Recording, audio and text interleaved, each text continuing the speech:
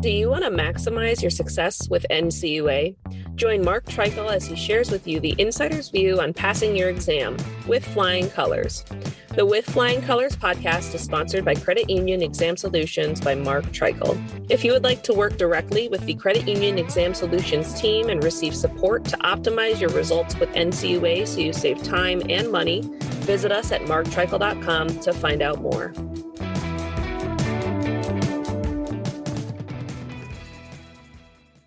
Hey everyone, this is Mark Treichel with another episode of With Flying Colors. I'm excited today that I've got Mike Bell from Honigman, a partner at the Honigman law firm. Mike, how are you doing today? Very good, Mark. Thank you.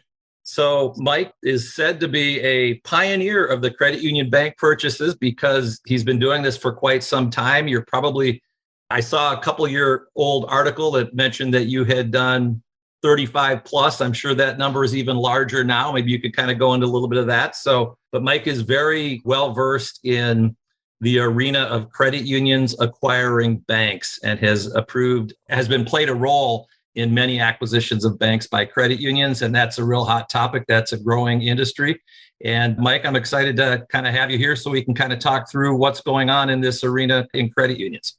Yeah, thanks, Mark. I'll avoid talking too long about myself. It feels awkward, but you're right in that probably by accident, this idea of credit unions buying banks has largely become my life over the last 12 years, such that I don't have the exact math, but 9 out of 10 of every transaction that's happened, I've done, right? Whether it's 90%, 95%, 89%, it just depends, but it has truly become my life.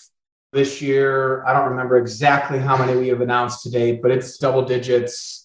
And it's extremely relevant right now. And the last thing I'll add, this, interestingly enough, over the last 12 years, really has run the gamut such that done it in over 18 states, done it nationally, meaning national banks, state charter banks, every type and kind of bank, publicly traded, privately held, has been purchased, and we have precedent for that. So it truly spans from Florida to Washington State, to Michigan, to Maryland. It really kind of crisscrosses down to Arizona, our entire country, and it's quite relevant. So by accident, you kind of got into it. So like the first one, what was that accident? Did credit union clients come to you and just say, hey, this is something I want to do, and then you became an expert in it? Is that kind of where it started? Yeah, so in the very beginning, it was around 2009, and I was having a conversation with a client. We were, to be honest, complaining about non-organic growth and how difficult it is in the nonprofit sector. Or, when two credit unions want to get married, there's nothing wrong with this, but it's just different. The same thing happens in like the hospital world when it comes to nonprofit hospitals or other co-ops. It's just a different animal when it comes to combinations. And it's something that can't necessarily be one-sided or forced by one side or initiated, or you can't really go on offense in a way. So we were just beating about that challenge because the client wanted to grow non-organically.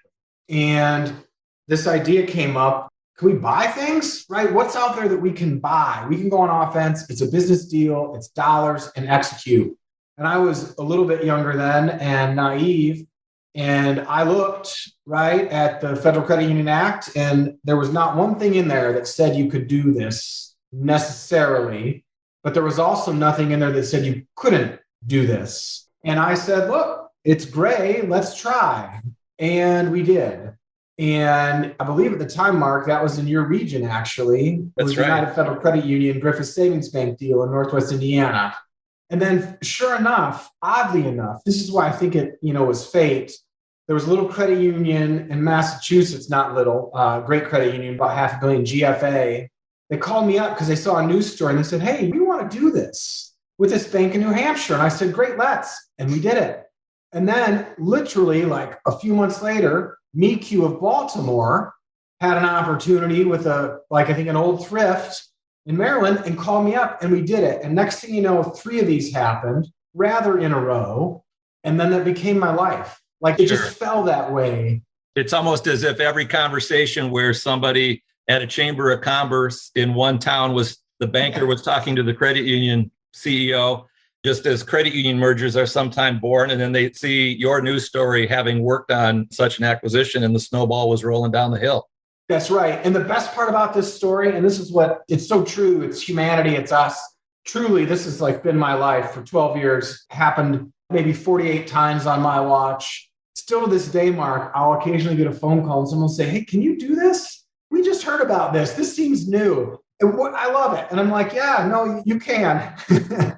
It's interesting, your reference to the Federal Credit Union Act, because as I knew we were going to be chatting today, I pulled out some documents to refresh my mind.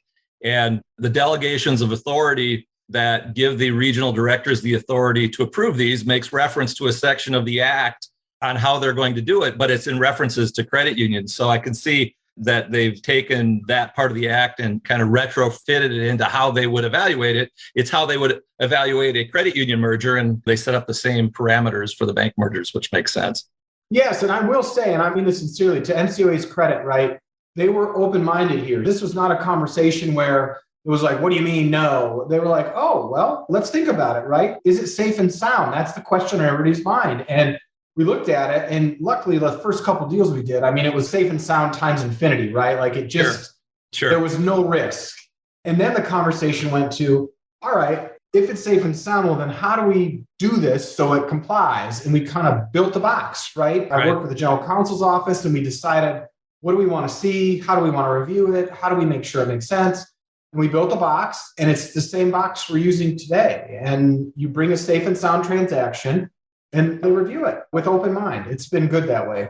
Yeah, no doubt. Yeah, safety and soundness, obviously the key is, as you highlighted it. I know there was some discussions and actually a proposed rule a couple of years ago at NCUA where they were going to flesh out a little bit more how bank packages would be looked at. And part of the reason that happened, I was at NCUA at the time, was that certain regions might ask for a little bit more information. And sometimes packages would get to the NCUA board because of the asset size of the acquisition. And there was a thick book that would be provided. And it might have even been board member Metzger at the time who talked about regional directors can approve bank mergers of bigger assets than this, and they don't need as much documentation to do it. And you're sending me the Encyclopedia Britannica on acquisition that on its face, you can tell it's safe and sound. And so there was this dialogue to get a little bit more consistency and better regulations out there on it. But I haven't heard that that's moving anytime soon. I don't know if you've heard anything through the grapevine, but I think that would be something that would be positive relative to this. And then the other side of that coin is I know that the FDIC is looking at how they do bank mergers or mergers, period. And then that encompasses credit union mergers. Any thoughts on either of those topics? Yeah, so that rule, I like that rule. The proposed rule, I think, is a fine idea. I'll be honest, it essentially formalizes what we've been doing for 12 years. So when it came out, I was like, oh boy, I got to stare at this. And I looked at it and I was like, wait, this literally is the package we built together. I like the idea. So I can't speak to why it hasn't gone anywhere yet, but I can tell you that I'm actually a fan of it. I think it's a good idea. We're fine without it. We keep doing the exact same thing, but I'm hoping it makes it only because it just puts some formality around exactly what we're doing. And then I'll tell you, Mark, on the second point, it's interesting. I am not a political expert in any way, but I will tell you, I did notice this year, you read the headlines, and I'm not deep in it. I'm a credit union lawyer, not a bank lawyer, but I was seeing these things about the FDIC and the FDIC board and politics in that. And then you hear from the president, some other senators about, hey, the FDIC is just rubber stamping mergers, right? That was kind of happening. All that has combined, and I'll tell you, and on my side, in our little deals, I have noticed a slowdown at the FDIC. So I've not noticed a question of if. I haven't had a transaction denied by the FDIC, right? Everything is approved to this day. But I've noticed they've taken a little longer. And it's interesting because I think there's something happening there between FDIC regions and DC. And like you said, there's now this new rule. They've got to work themselves out as an agency. I'm hopeful for them because I think there's communication breakdown and political slowdown and just some upheaval there that I've seen translate. I talk to these bank lawyers, obviously, because they're on the other side of every deal I do. And they've shared with me, yeah, boy, on anything we're doing now, it's not unique to credit unions. So whether it's a bank-to-bank deal, a credit union deal, a holding company filing, we've noticed in general a slowdown there. I guess it's good to hear that it's happening in every type of bank merger. You know, I'd heard some things that, because obviously there's the credit union trades, there's the bank trades. The bank trades scream bloody murder anytime a credit union acquires a bank. I'd heard there may have been some slowdowns on the FDIC side, and I guess I'm glad it's on everything and not just on the credit union acquisitions. And so the ABA saying that it's banks that shut down branches in low-income areas, and it's typically credit unions that might open up branches in low-income areas. So I think the argument that a credit union acquisition is in some way a bad thing, that argument just doesn't hold any water, at least for my 33-year career. Yeah, and I'll tell you, so when we started experiencing these delays, right, I got hyper focused on, hey, wait a second, is it a problem with credit unions, right? Like, we got to figure this out. And I'll tell you rather quickly, that is not the case, right? It's an across the board slowdown. So I was, in quotes, relieved to hear that. You're right.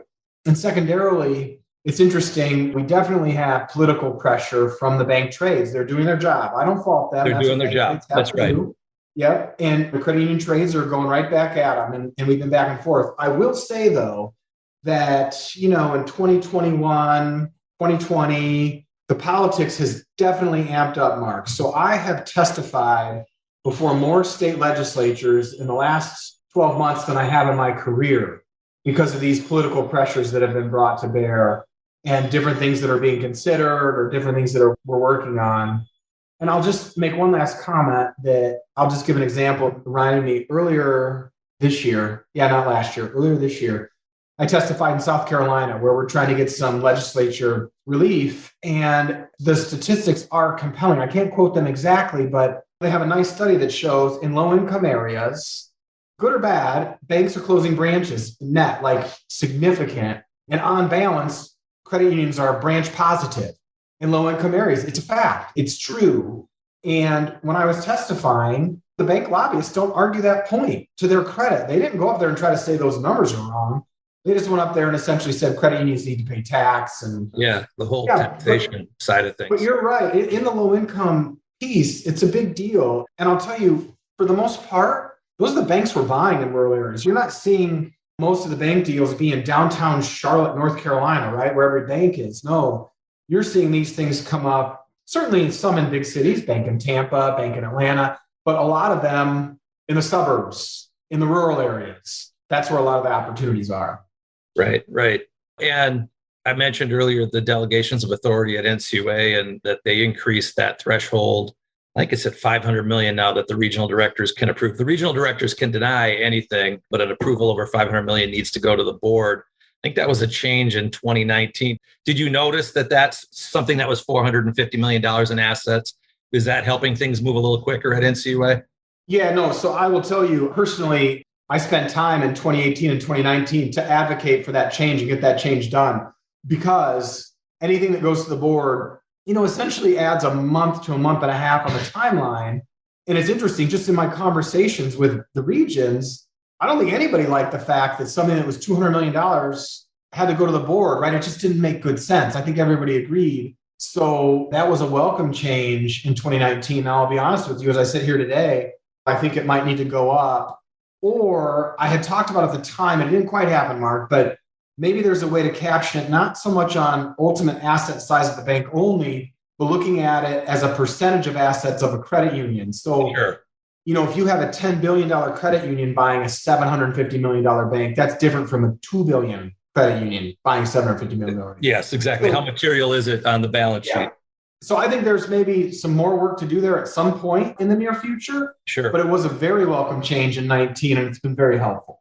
Yeah, and I can, again, just knowing that, putting my former regional director hat on, if it's a package that had come to me that I knew I had the authority to approve, I can have a conversation with the people in my office. I can get somebody on the phone. I can ask them a question. Or if it's $10 million more and I know it's going to go to the NCUA board, I start anticipating the NCUA board might ask these 15 questions. They might not. But because of that, the size of the documentation that I'm going to need for my administrative record is going to be substantially bigger if I have to take it to the board, as opposed to me relying on what I know after a 30-year career, that I can have some conversations with my staff and have a leaner package. So that in and of itself can help speed this. Yeah, I agree with you. And I can't speak for board members or anything, but I think everybody agrees there's a safety and soundness threshold that can be met at the region and everybody can live with it and be fine with it. And then there's something that needs to come to the board. The question is where. And I think, we could do some work there at some point to make it better, but it's okay right now. Sure. So you talk about this not being big metropolitan areas where the banks end up seeking out credit unions, and it's more suburban and things like that. What's the normal way that you've seen where a credit union discovers that?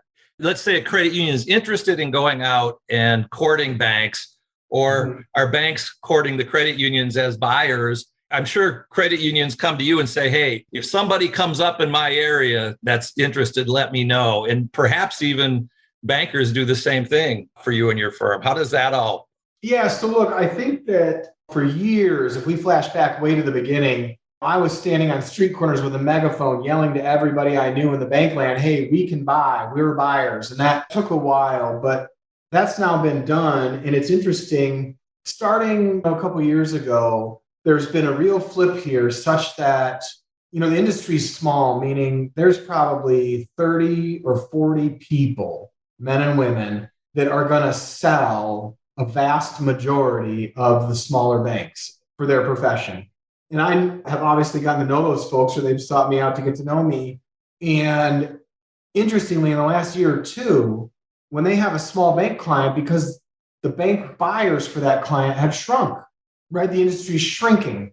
They couldn't sell themselves like in the early 90s and they had 30 people in line bidding against each other, right? That's not what today is.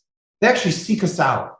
So it is now regular where I'll get a phone call. Mike, I've got this profile of a bank in this area. Do you have a vetted, strong, safe and sound credit union that would be interested? Because remember, as a seller, two things matter. One, price. Two, actually getting that price. Right. You can have someone bid all day long, but if they can't close, if they can't get regulatory approval, if they're risky, it does you no good, right? It hurts you as a seller. So they're looking for someone that can get it done, that is not an execution risk, plus someone that would be interested.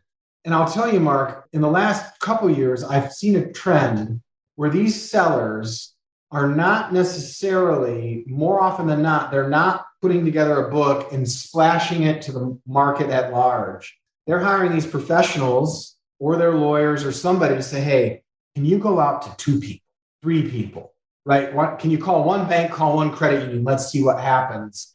And we're getting way more opportunities that are really exclusive, one-on-one type opportunities that if we're interested in, they'll give us a minute and see if we can't put a deal together. That's happening far more often now than it did years ago. What do you think's driving that? Like you said, the lack, because there's less banks around. So they're just, or they know that you're out there and can be a matchmaker, if you will. Yeah, I think that as a seller, there's risk if you don't go to the marketplace and getting a fair price. I mean, you have to manage that, your fiduciary duty there. But there are so many risks when going to the marketplace. So in this time of talent shortage, talent war, a lot of them, I think, are scared to go to the market and say, hey, we're for sale, because then you're exposed. You could lose people, lose customers, you name it. And they're really nervous about doing that. So we're really an interesting safety valve in that you can go to us, probably not your direct competitor, and you lower some of those risks. And then on the good side, we become a proven friendly buyer, meaning we're going to hire most of the folks because we want to, not because we have. We're going to keep the branches open because we want to. And our business model is different such that they're sitting here thinking, wait a second, I'm going to get a pretty good price. By the way, we never overpay. That's what the banker said. I was going to ask you that. But we're going to get a pretty good price. Our folks are going to be taken care of. Hey, that's neat. Our branches are going to stay open. So we're not the guys that close the branch. And they support the community too. I know they're a credit union and we're supposed not to like them. But the story ends up being pretty good. It's a win for all constituencies. And that's now become realized, such that we're being sought after as a buyer. Interesting. Yeah. And so that's the one thing you hear out there is that credit unions, in order to get into the game, are paying prices that are either higher than banks or too high. I've read that in a couple articles, and that's categorically not the case. No. And this is a part of the testimony I've given in Iowa, South Carolina, some other states. This is why it's skewed. So every time there's a deal that gets done, it gets announced, right? When it's announced, no one ever announces who loses. who comes in second, third, fourth, or fifth place. Sure. If a deal doesn't happen, no one announces that a deal doesn't happen. So I can say on my end, right, when I look at this, and let's just say personally I've done 48 of these. Mark, I've tried to do over 800 of these. And you look at my credit union clients that have purchased 3 or 4 banks that have been successful. They've lost 30 times. We bid all the time, and either we decide not to do it, we're the losing bidder, a bank beats us. It happens all the time, but it just doesn't get reported. Right. Because it shouldn't. It's confidential, whatever. Sure. So it's really a skewed perception. And I was explaining this to some senators. I said, guys, you got to understand how this works. And I said, even in bank-to-bank deals, if you look at the 250 bank mergers a year, there are 5,000 losers that have occurred in all those deals. So you got to keep your perspective. And once you understand that, we don't overpay. We can't walk in and make a bank sell to us. We can't force a transaction. And we don't wildly overpay because we can't. It wouldn't be safe and sound then. Sure. That's a great perspective. I hadn't looked at it with that. I hadn't known that. And that really gives me a great perspective relative to that claim by banks. And let me assure you that if we were as successful as they said, even though I'm in my early 40s, I would have retired 5 years ago. Sure. Right? If we won every bid we made, I'm not working right now. My math, when I did it, when I was preparing to testify a few months ago, literally, I think we lose 89 or 91% of the time. If I look at all the math on mine, every bid we've made and every time we've won, 8 or 9 out of 10 times we don't win. And that's a statistic for a normal bank buyer too. Sure. This is just an industry statistic. It's competitive, but you go in knowing what your top price is, and you won't go over that because you're bidding a fair price. Yeah, that's right. Because things impact, in a credit union, again, we have to be safe and sound. We have to be responsible with our members' money. If we truly overpaid, Mark, we would have this material slug of goodwill that hits our books. The regulator would start getting mad. Wait a second. It's one thing for a $2 billion credit union to have 30 million in goodwill. I did no needles move. Turn that into 100 million in goodwill, 200 million in goodwill. And then people start saying, hey, wait a second. Yeah, what's happening? That can catch attention. That's for sure. So you mentioned testifying in Iowa. I think I read somewhere that that's one of the states that does not allow credit unions to buy banks. Do I have that right? Yeah, so if I gave you my naughty list, if that sounds professional enough, today, as far as I know, and this is important to explain, there has never been a state or nationally that has made a decision that a credit union didn't have the power to buy. That is undisputed. The disputes have always been the bank's power to sell, which seems so weird, but that's what the disputes are. So in Colorado, due to some peculiar Colorado legislation, Colorado state chartered banks don't have the power to sell to a credit union as we sit here today. That happened a few years ago. The legislation hasn't been changed. They're on the naughty list. But hear me out. It's the bank not having the power to sell to the credit union. Because I've done transactions in Colorado where credit unions have purchased bank branches. They could buy a nationally chartered bank in Colorado. The issue is the state chartered bank. In Iowa, after the fact, after we closed a deal there, the Iowa regulator issued a letter saying, hey, bank, you didn't have the power to do this. It was very odd. It happened after we closed. So is the law of the land in Iowa today that a state chartered Iowa bank cannot sell to a credit union? Probably. I'm not going to give it to them 100%, but I'm going to say probably. And I'll say, Mark, it's enough that it has chilled activity. So what Iowa needs to think about is, since they made that decision, what's happened? Well, look, Green State, wonderful credit union from Iowa, a client of mine, has bought a bank in Illinois. We're about to close on their second bank in Illinois. We announced we're buying a bank in Nebraska. Look at the unintended consequence of what's happening there. So that's something for them to keep in mind. And then at the moment in South Carolina, I believe there's an issue with their legislation. Can a state chartered South Carolina bank sell? We were really close to getting that fixed this year. I give credit to the Credit Union League there, Dan Schlein, and the league in the Carolinas have really done good work here. I'll be honest, the Senate committee I testified before were exceptionally gracious. It's the best experience I had. And I think they were very close to fixing it. I wonder if next year we don't get it fixed. It's about economic freedom, truthfully. It's about banks' power to choose. And I think they get that in South Carolina, to their credit. And I think we could get it done. I think we just fell victim to calendars and procedure. You ran out of runway for the year, but maybe next year will be the time. And then, Mark, if we're going to keep going on the naughty list, I'll tell you that right now, there's a question in Tennessee. We were successful in court, unequivocally successful, to be honest. And the Attorney General, on behalf of the banking commissioner, just appealed that. I believe we're going to be successful in that appeal. I mean, the lower court opinion was fantastic. So they'll come off the naughty list in the very near future. There's a question in Nebraska that was litigated. We expect a ruling any day. That's kind of it. Unequivocally, Colorado, we have a legislative problem. Iowa's questionable. South Carolina gets solved soon. Tennessee and Nebraska should be solved. Stated a different way, there are 18 beautiful states in America where you can do this, and we've done it 100 times, and they have no problem with it. And nationally, I should say this, FDIC, OCC, the Fed, NCUA, no issues. Everybody recognizes that this is safe and sound, and everybody has the power to do it. That's right. That's a good way to summarize that. Anything you want to add on the sub-debt arena? I know that by some research that a gentleman who works with me did for me related to sub-debt, that a lot of the times when banks issue sub-debt is so they can buy other banks. And coincidentally, there are credit unions that go into acquiring sub-debt for that same reason, because they can get the economies of scale, use that newfound equity to go out and do a bank acquisition. Any thoughts on that whole topic? Yeah, so multiple years ago, I'm not the best with dates, I interacted with kind of the NASCA's closed door meeting, they have for their regulators. And I went in and I was talking about this, and I brought up subdebt because at the time it wasn't really out there. Subdebt was something that small troubled credit unions do to stay alive, right? That was the wisdom at the time. And interestingly, without conveying anything secret, there was a good response from those state regulators saying, hey, we actually think this is a safe and sound use, in essence, of subdebt. And I took away, because I think it is. Me too. But I left that a few years ago and talked to some of the vendors in the space. And it's true. And Mark, now we have a track record. So the NCUA, I believe every region agrees that that is one good use for subdebt. And in the last really 2020, I have seen now a paradigm shift where the kind of credit unions I work with, the 150, 200, not necessarily largest, but sophisticated, larger, wanting to grow, they're issuing subdebt. Subdebt is no longer what you do for a small troubled credit union. It's what you do if you're a strategic credit union.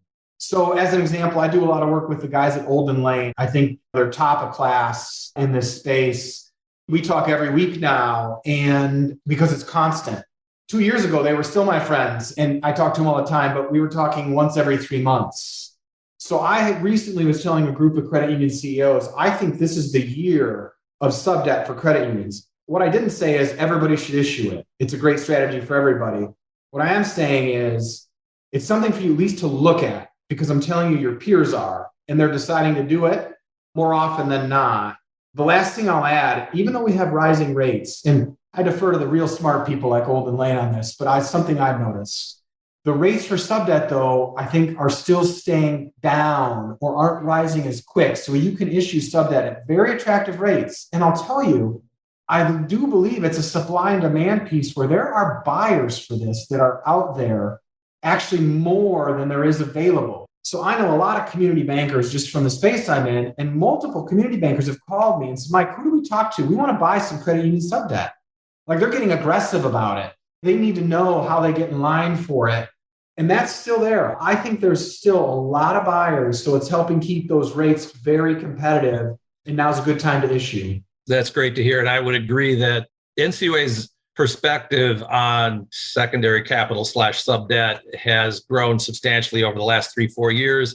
It is a tool that they are comfortable approving in the right situation. It's not just for that small troubled credit union, as you described, which is what it had been before. Olden Lane, they'll be on a future podcast here coming up. You're right. They do it right and they do it well. And like, you're a market leader in bank acquisitions, they're a market leader in subdebt. And I agree with you that it's just going to keep becoming a bigger and better tool. And it's something that if you have the capabilities of doing it either as risk-based net worth or because you're designated as a low-income credit union, either way, it's something that a credit union should take a look at to round out. It's an option that's out there that can help them in many ways. So honestly, my conclusion there is I'm not saying issue it. What I'm saying, though, is responsible management and boards of credit unions, I think you at least have to look at it and then make a decision, yes or no. But I think to be blunt, it's a mistake to not give it some time to then decide on the strategy. And that, by the way, Mark, that's the same for buying banks or bank branches. I'm not saying it's for everybody. sure. But I'm saying you need to at least consider it and decide yes or no. Both of them are right answers. The problem comes if it's not in front of your face, if it's not on your radar, and you're missing debating that strategy or the sub-debt strategy. I think that's the problem. That's the challenge to credit union CEOs and boards. You have to at least consider it. Sure. Well, and if that opportunity happens where it's the bank down the street that says, hey, we'd be interested in you being interested in acquiring us. And if they hadn't vetted that, if they hadn't talked through it at their strategic plan, they're a little bit behind the eight ball as far as being ready for that opportunity. So it's always good to discuss what your options are out there. And as you said, it's not for everybody, but it is for a lot of people and it is for a lot of credit unions. Yeah, and I've talked to plenty of boards where the ultimate answer was it's not for us. And I said, good job. That's the right answer. Like, check it off your list and move on to the other things. You got it. Again, it's the folks that haven't beat it up a little bit that I worry for, because I think you just have to make a yes or no. So you're ready either way. That's great. That's great. So, Mike, any questions I should have asked you that I haven't, or any last thoughts on this topic? Yeah, so I'll just leave you with kind of one last summary here. I think this is kind of encapsulates it. You know, as we sit here today, Mark, I can unequivocally say that the bank, like whole bank space, is exceptionally active. So we don't need to get into the reasons why, because there's 50 of them, but just to look at it, every small bank, billion or under, that's in America today is for sale or thinking about selling or will be for sale in the near future. And that's nobody's fault. There's good reasons for it, but it's real right now. Same on the sub-debt side. Again, it's not for everybody, but right now is the moment to make that decision this year. Are we for it? Are we against it? It's really hot. It's talked about in all, I would say, best-in-class credit union boardrooms, both of these ideas. And then third, I will tell you that since the pandemic, bank branch transactions, so you're not buying the whole bank, but you're going to get the real estate, the deposits, and the loans. You're kind of like a mini bank deal. Those really heated up in 17, 18, 19. My clients needed liquidity. Those deals bring liquidity. It's an easy way to get liquidity. And then they literally disappeared during the pandemic. Like, it just shut down. You know, the banks didn't really see a reason to sell. My clients certainly didn't want to buy. They didn't need more deposits right at the moment. But literally, as of 30 days ago, right, 45 days ago, I think that has now just flipped on its face. And in the next month, I'm going to announce a branch deal transaction for the first time, I think, in 2 years. And life has just exploded there. So I've heard from clients, hey, you know, we might use some liquidity, right? We might get back into looking at some bank branches. More than that, though, I think the bank branch sellers, these larger community banks or regional banks, it's now advantageous for them to sell again. And I'm seeing life happen. I just got a call 30 days ago. Hey, we got some branches in the Southeast we're going to bring to market. And I was like, here we go. Literally dead. And there's life coming. So I would let everybody know this is now going to turn back on. And it's been rather dead. And then one last thing I'll leave you with that always gets me really excited.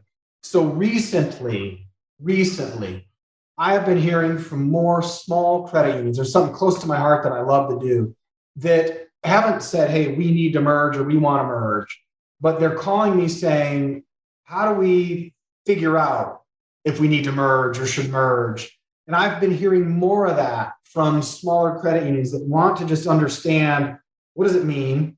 Should we or shouldn't we? And how do we think this through? And I do spend time working with the management and boards just on the idea of it. And I'll tell you that I'm not for them or against them. I make no political arguments. I love small credit unions, but recently a fair bit have realized, Mark, the leverage they actually have. And I tell them, as a small credit union, you actually have more leverage than you realize. If we snap our fingers, I can find 4 or 5 credit unions to fight over you and to take care of you, your people, and I don't know if that's known necessarily. So I have seen more recently, more receptivity to that, more understanding of that. And I'm seeing a little more activity in that area.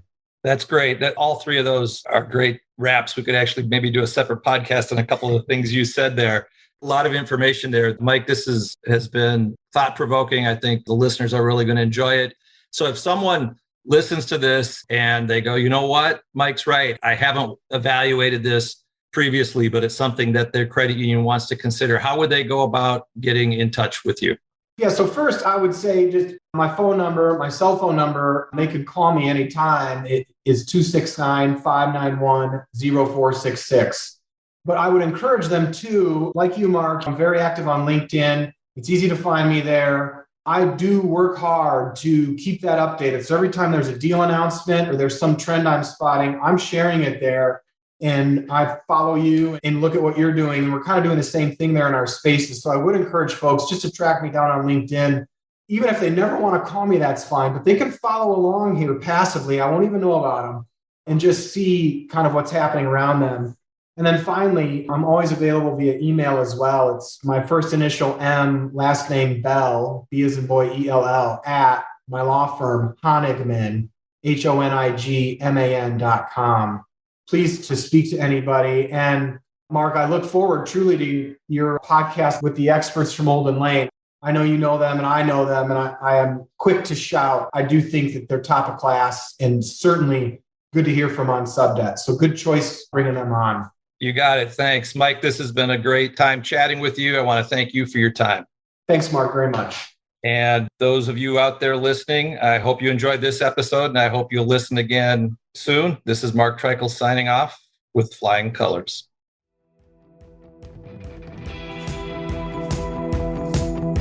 Thank you for joining us on this episode of With Flying Colors.